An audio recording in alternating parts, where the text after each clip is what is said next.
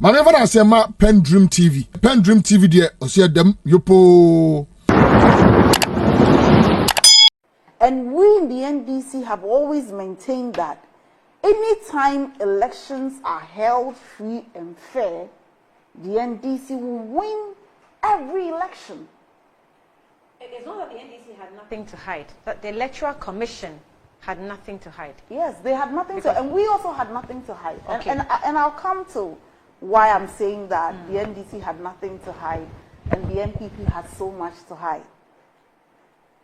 And so it's important that we establish the foundation that much as Ghanaians and political parties may have had their issues with the Electoral Commission, we have never had the levels of negligence and sheer recklessness that we are experiencing under the Jame Bossman Commission. And I'll say Jame Bossman Commission because Bossman Asari behaves like a cleaner in the NPP headquarters.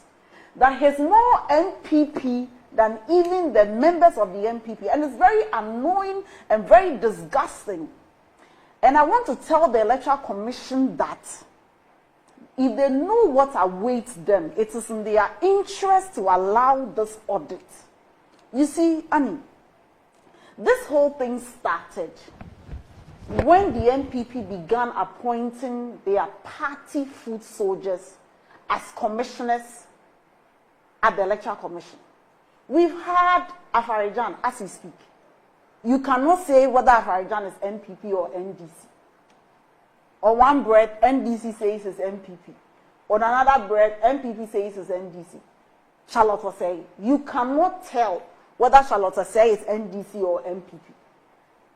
We will have people accusing others and all that. But we have on record that Bossman is an NPP TESCON patron who has made some of the most reckless statements that calls into question how he even acquired his PhD by saying that the NDC is a threat to our democracy. So our woes began, and not just the woes of the NDC, the woes of Ghana and our most cherished and protected democracy that we have safely guarded in a very jealous way from 1992 till now. When you had NPP people behaving as if they were foot soldiers and not recognizing the constitutional obligations imposed on them at law. What is the NDC talking about? And I want Ghanaians to know that this is not just an unfounded allegation. And this morning I'll take my time to go through the processes with us. First of all, the reason why we cannot trust the current Electoral Commission is that they keep lying and the NDC keeps exposing them and they keep coming back to admit whatever the NDC says. And then they say, oh, despite the fact that we've been caught pants down, there is nothing wrong. This is how it began. The NDC started blowing an alarm of some stolen BVRs. And we said that the Electoral Commission system is so compromised that individuals had access to the BVR and they could manipulate the system the way they want.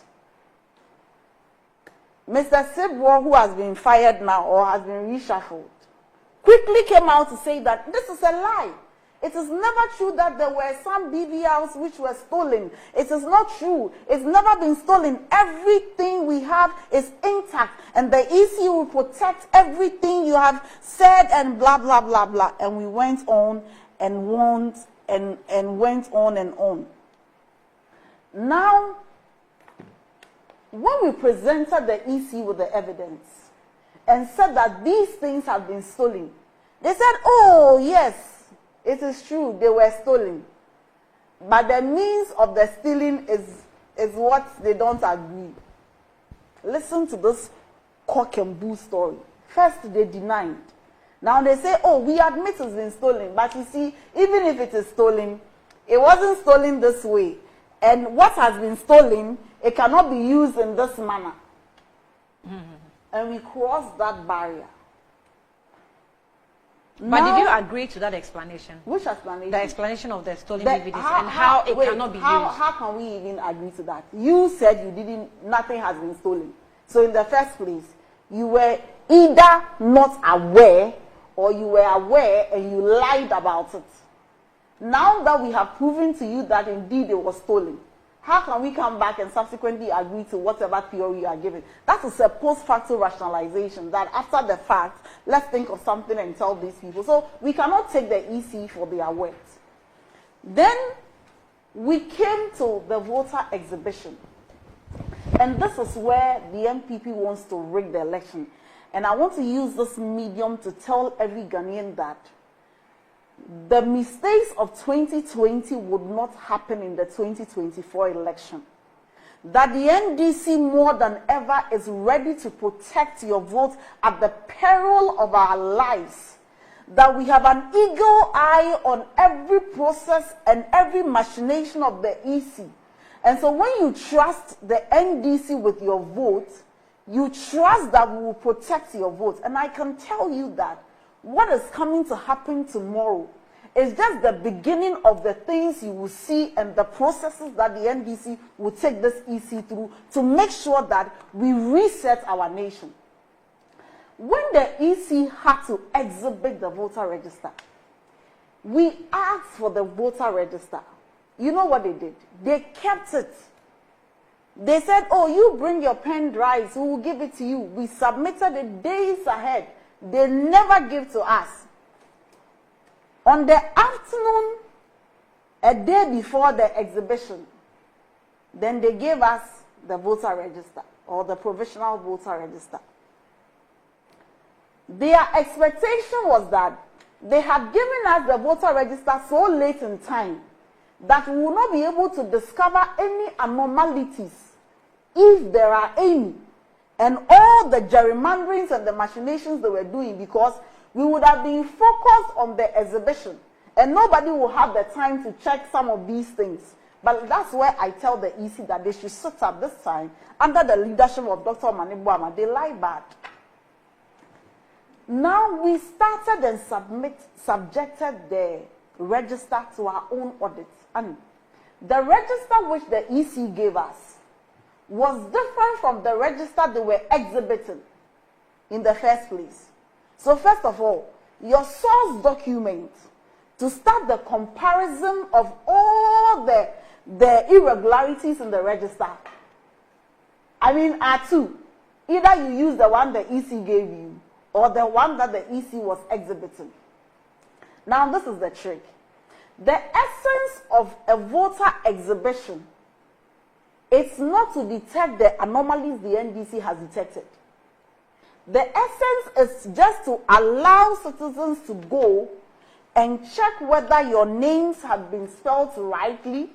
And you know, recently, with the advent of the EC registering voters at various polling stations, I mean at district offices, and assigning them to different polling stations, if you don't take it, you may not even be able to tell whether your polling station has been accurately assigned to you. So that if you have the polling station code C006 or something, you will not know that it is the one behind the Anglican church. You just know that your register is there. And on the day of voting, it may cause an issue. But that is not even the problem. So the EC just wanted people to go and check whether their names were in the register or not. And they thought that is where it would end for the NDC too. After the audit, I mean, this is what we discovered. You see, this EC is leading this nation to where every Ghanaian must not lead the fight for the NDC. That the Christian Council must speak up. That the Catholic bishops must speak up. That chiefs and men of God must speak up. That everybody must speak up because this EC is evil. This EC is more concerned. You see, Jame is more concerned about entering the salon with 6 soldiers who will be holding her bag and water than securing the peace of this nation. This is what we discovered. In the minority leaders' constituency, and more than 3,000 people were transferred without their consent. In Tamale, for instance, 32 people were transferred from Tamale to Pusiga without their knowledge. It's the same in Oforikrom and it's Nafo North. And Annie, you know the danger with this. By the laws that the EC is mandated to operate with, you cannot transfer a voter without the voter being physically present. So, what the EC wanted to do is that because the NDC has 137 seats, they have just calculated the number of constituencies where the MPP probably lost by 200, where the MPP lost by 600, and they have on their own done transfers, gerrymandering, so that they can have majority. Those are all allegations. Which allegations? That's not what the EC wanted. Please. No, you said... These are not allegations. No, Beatrice, hold on. You said this is what the on. EC wanted to do. In fact, that is what I want to see it as they are genuine mistakes. This is what the EC has done. Okay. Let me not wanted to do. This is what the EC transfers has done. Not intended. What is not intended? To do gerrymandering. How do you know the EC's intention? But how do you know the EC's intention? I know by what has been done. Okay. I know that the EC has admitted that without the consent of people, they have transferred people. But the EC said that they have suspended the electoral officer or the district officer at Pusiga for illegal transfer. So the EC has admitted that they have done illegal transfer. True. And you are saying that after their admission, what is their defense? If you want to be a lawyer, come right with the laws. Which laws? Yeah, you want to defend the EC and come right. They themselves have admitted that what the NDC is saying is true. I'm not defending. You see, I'm not even quoting any law. I'm just saying that this is what you said this is what the EC wanted to do. In fact, this is what the EC has done. I've amended it. Maybe that's even safer than to Yes, say that's what it. they wanted to do. Because when you say this is what that's what they EC wanted to done. do, then it means that they planned to do it. Yes, this gerrymandering calculated to aid the election, the NPP. And you know, on Saturday I had the opportunity of watching the EC rep on TV3 key issues also. You see sometimes and the EC believes that, excuse me to say, everybody is so stupid because maybe their allies think that everybody is not thinking except them. You know what the EC's defense is? That the reason why we had these illegal transfers is because the EC didn't have what we call the liveness test to detect that at the time of the transfer, a person ought to be physically present as mandated by law. And that after the NDC raised these concerns, the EC had gone ahead to now procure that software to make sure that, we now have this transfer. Does it make sense that you needed a software to make sure that people are not illegally transferred against their consent? In your right senses, you did not procure these softwares. After you have illegally done the transfer, now you have procured the software. What will we use the software for? What is the use of the software? We should even be investigating them for willfully causing financial loss to the state. With whose money? But the government is the one that provided the money, so we should even ask, yes, the day of accountability will come. And that's why we like the Operation Recover All Loot. This time, we are not just prosecuting people. You sell your house and carry the cash physical and bring it. The house that you bought and the hotels they are building from these corrupt parties, they will sell, they will auction them at for sale value and they will come and make partial payment. But the point I'm making is that it tells you the weakness in the logic of the EC and their duplicity in how they have illegally transferred the people. And you see, the point also has to be made that, if you look at how the transfer is made, you cannot sit in the district offices and make the transfer without the tacit approval of somebody at the headquarters. And here, I will lay the blame squarely at the doorstep of Madam Jame, Bossman and Dr. Ofori, who is the head of IT of the EC. Because before you can have access to the system, somebody at the headquarters must have given you the access that you can go into the system and illegally transfer people out of where they are. That's why you're asking for audit for both the system and the IT register system. Because it will show trace that on 5th January, this person entered the system.